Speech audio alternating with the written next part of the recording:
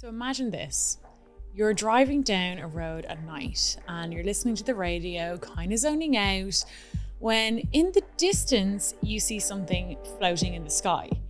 It's too bright to be a plane, it's too big to be a helicopter, plus it's completely stationary and freakishly silent. You pull your car over to get a better look, of course, and when the craft floats over your head, it approaches your car and you hear instructions through what seems like thought transference or telepathy. You do exactly what it says, and what happens next is a complete mystery. You come to in your car. Everything seems normal, but 2 hours have passed, and you've no memory of what just occurred. Welcome to Red Room. This week, we're talking about alien abductions.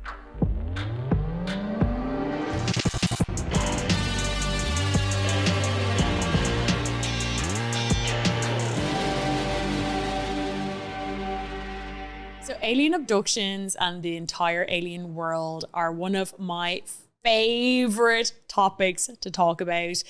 I love talking about UFOs, alien technology, and it's a massive theme on Red Room. We've spoken about everything from secret bases to Roswell, but we've never gone in depth on abduction stories. There have been hundreds, if not thousands, of reported cases of alleged alien abductions throughout history, and the subject continues to captivate the imagination of people around the world.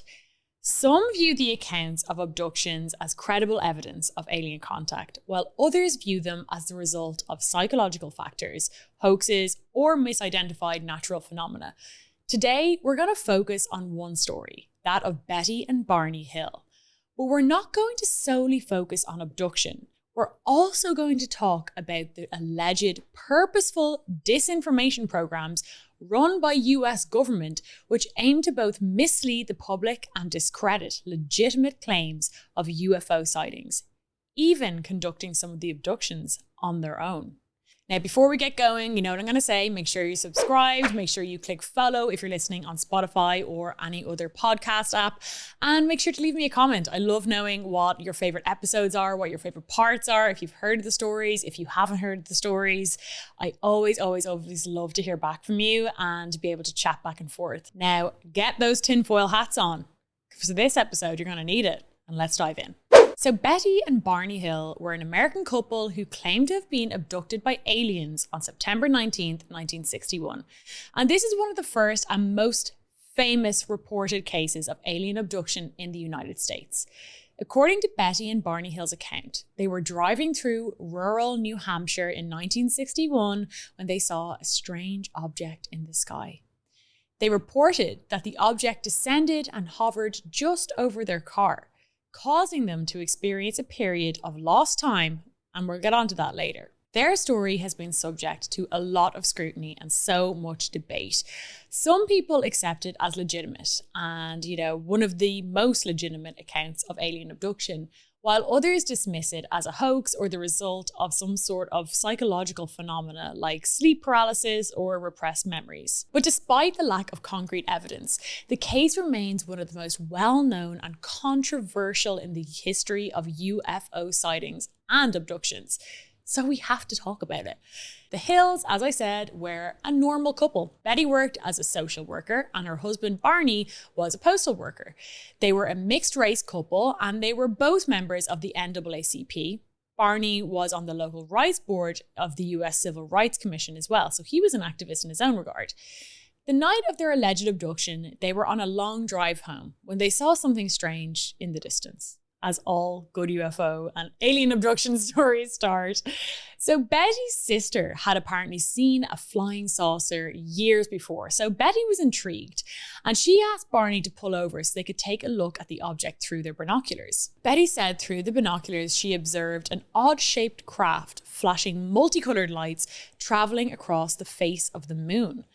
They got back in their car and continued driving when they noticed the craft began to descend rapidly towards their car, and soon the craft was hovering about 100 feet above them. Barney pulled over and looked at the craft again through binoculars. He could see 8 to 11 humanoid figures who were peering out of the craft's windows, seeming to look at him. One of them somehow communicated to him, telling him to stay where you are. Barney freaked out. He tore the binoculars away from his eyes and shouted at Betty, "They're gonna get us." They drove away as fast as they could. Now, almost immediately, the Hills heard a series of beeping or buzzing sounds, and the car began to vibrate.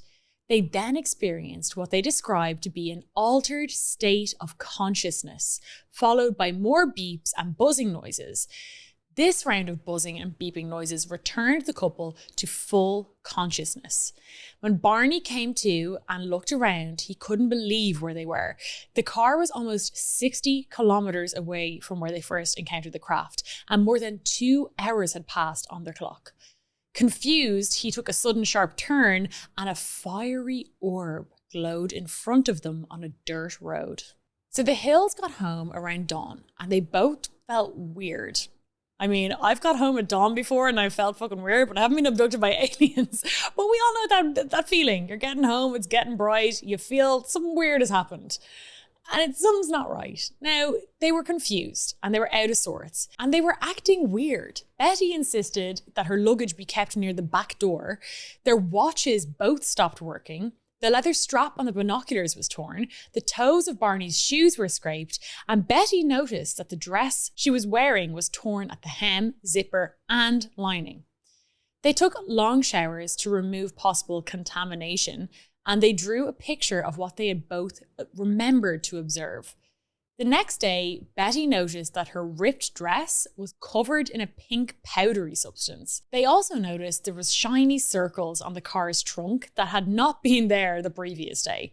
Betty and Barney experimented with a compass near the car, and they said that when they moved it close to the spots, the needle would start whirling rapidly. But when they moved it a few inches away from the shiny spots, it would drop down suddenly. So on September 21st, Betty called Pierce Air Force Base to report their encounter. She did hold back some information though, because she was afraid of being seen as a kook or someone who was crazy. Now, Major Paul W. Henderson wrote a report on their call, and he forwarded it onto Project Blue Book. Project Blue Book is the US Air Force's official UFO research project, which has been officially named as that. So a week later, for 5 consecutive nights, Betty had a series of distressing and unusual dreams. In one dream, she and Barney encountered a roadblock and a group of figures surrounded their car. She lost consciousness and realized that she was being forced by 2 small men to walk into a dark forest. Barney was walking behind her and he seemed to be in some sort of trance. The men were small, about 5 feet tall, and they wore matching blue uniforms with caps similar to those worn by military cadets. They appeared nearly human with black hair, dark eyes, prominent noses, and bluish lips. She said their skin appeared to be grey. In all the dreams, Barney and Betty entered a craft and were separated and told this was because it would take much longer to conduct their exams together. Betty's examiner told her that he would conduct a few tests to note the differences between the human species and the species on the ship. He cut a lock of her hair off, he examined her eyes, her ears, mouth, teeth, throat, and hands. He took clippings from her fingernails. He took cell samples from the bottom of her feet.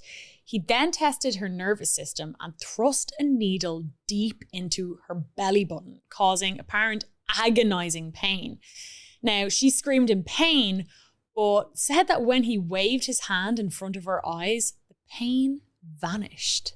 The National Investigations Committee on Aerial Phenomena soon got involved. They heard about the encounter directly from Betty, who claimed that she wanted to try hypnosis to remember what happened to her. But Barney apparently was feeling very apprehensive. He didn't know much about hypnosis. It was kind of an emerging practice, and he was very traumatized after what happened to him and was kind of unsure about telling people. Walter N. Webb, who was an astronomer and an NICAP member, met with the couple and conducted a 6-hour interview. The Hills first publicly discussed the UFO encounter with a group at their church in 1963, 2 years after the events occurred. So they kept this quiet for 2 years. Barney was now apparently open to hypnosis, and they were referred to a psychiatrist called Benjamin Simon. Under hypnosis, Barney remembered that the binocular strap had broken while he ran from the UFO back to his car. I try to maintain control so Betty cannot tell I am scared. God, I'm scared. It's all right. You can go right on, experience it. It will not hurt you now. And then I get out with the binoculars, and it is there. And I look, and I walk out, and I walk across the road. And there it is up there. Oh, God damn it! Right. Calm down. Calm down. It's there, but you can see it, but it's not going to hurt you. He said he drove away from the UFO, but felt irresistibly compelled to pull off the road and drive into the woods. He saw 6 men standing in the dirt road. 3 of them approached the car. How could you see these figures so clearly at that distance? I was looking at them with binoculars. Did they have faces like other people? You say one reminded you of a red-headed Irishman. His eyes were slanted. I see it so. His eyes were slanted. This creature, this leader is telling me something. He's telling you something. How? How is he getting it to you? I can see it in his face. Just stay there, he's saying to me.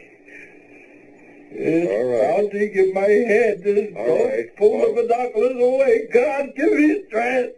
All right. Pull them down. Run! Pull these binoculars down and run. God! It says my God, give me strength. They told Barney not to fear them, and they told him to close his eyes. While hypnotized, Barney said, "I feel like the eyes had pushed into my eyes." The beings apparently often stared into his eyes, which terrified and mesmerized Barney. The eyes are there. Always the eyes are there. And they're telling me I don't have to be afraid. He was escorted to a room by 3 of the men and told to lie on a small exam table. A cup-like device was placed over his you-know-what, and Barney thought that a sperm sample had been taken, but he did say he did not orgasm, so it wasn't cheating. The men scraped his skin and peered in his ears and his mouth, and a tube or cylinder was inserted into his booty hole and quickly removed. Poor Barney. So Barney and Betty's memories in hypnotic regression were very consistent with one another. Betty, however, exhibited considerable emotional distress when recounting her capture and examination, with one session ending early because tears were flowing down her cheeks. I don't know where we are. I don't even know how we got here.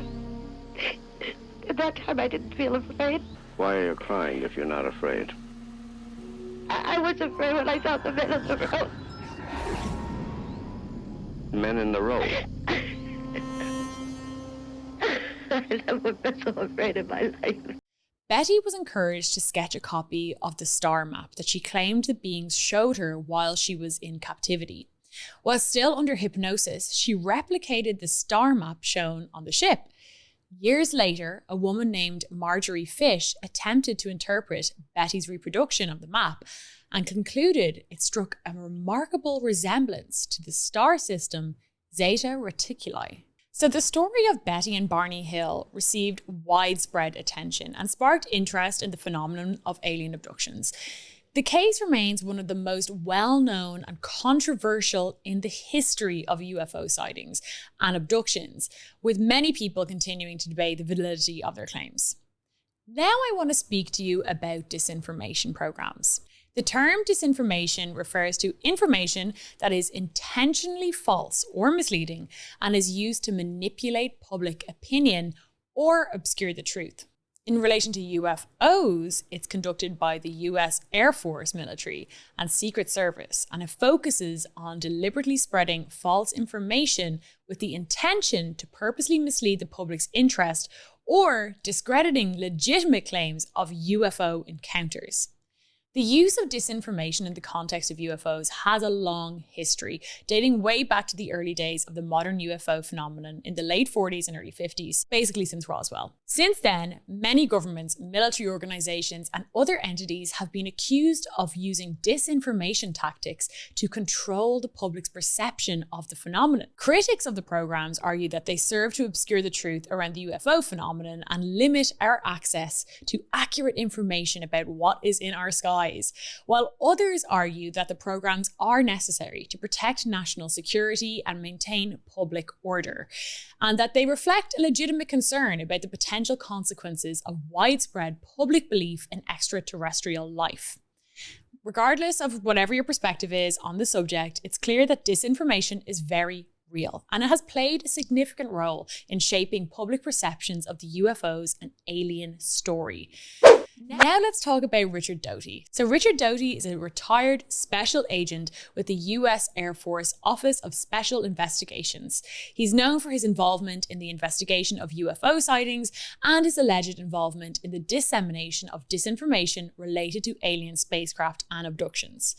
Now, the veracity of these claims is highly disputed, and Doty has been the subject of much controversy and criticism within the UFO community. Some people view him as a credible source who is privy to classified information, while others view him as a government disinformer who is part of a larger effort to conceal the truth about UFO sightings. This is like layers and layers and layers of disinformation. Basically, one half believes that he kind of is letting us finally know the truth, while the other half think that he is still spreading disinformation by kind of saying that he's a whistleblower. It's all very layered, but you can figure it out yourself. Doty and his colleagues allegedly fed credulous ufologists lies and half-truths, knowing their fertile imaginations would do the rest. In one instance, the information fed to businessman Paul Benowitz resulted in him having a nervous breakdown and spending the rest of his life in and out of psychiatric facilities before he tragically took his own life in 2003. Now, Doty has spoken publicly on many a UFO documentary and many UFO congregation or meeting, whatever you want to call it, about how he even helped organize fake abductions. He said they hired actors with birth defects to act as aliens and taking real civilians.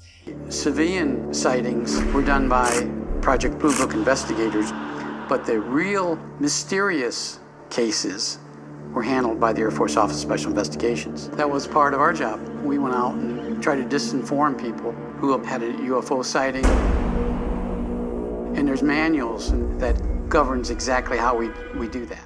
So the next time you hear of an abduction, you've got three options to believe: legit, a hoax, or part of a covert disinformation program.